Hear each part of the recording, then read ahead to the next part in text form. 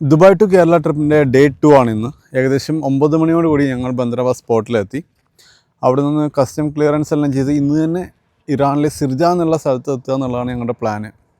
അപ്പോൾ ഞങ്ങൾ ഈ കസ്റ്റം ക്ലിയറൻസ് കാര്യങ്ങൾ ചെയ്യാൻ വേണ്ടി ഒരു ഏജൻറ്റിനെ ഏർപ്പാടാക്കിയിട്ടുണ്ടായിരുന്നു. കാരണം ഒരുപാട് ഓഫീസിൽ കയറി ഇറങ്ങണം. പിന്നെയുള്ള ഫോംസ് എല്ലാം അവിടുത്തെ പാർസി ലാംഗ്വേജിലാണ്. ഞങ്ങൾ എമിഗ്രേഷൻ പ്രോസസ്സ് എല്ലാം കഴിഞ്ഞ് പുറത്തിറങ്ങിയപ്പോൾ നമ്മുടെ ഏജൻറ്റ് കാത്തിരിക്കുന്നുണ്ടായിരുന്നു. അങ്ങനെ ഞങ്ങൾ എല്ലാ ഓഫീസിലും ചെന്ന് കാര്യങ്ങളെല്ലാം നടത്തിക്കൊണ്ടിരിക്കുന്നതിൻ്റെ ഇടയിൽ എന്ത് പറ്റിയെന്ന് വെച്ചാൽ കറണ്ട് പോയി അവിടെ. അങ്ങനെ നെറ്റ്വർക്കും ഡൗൺ ആയി.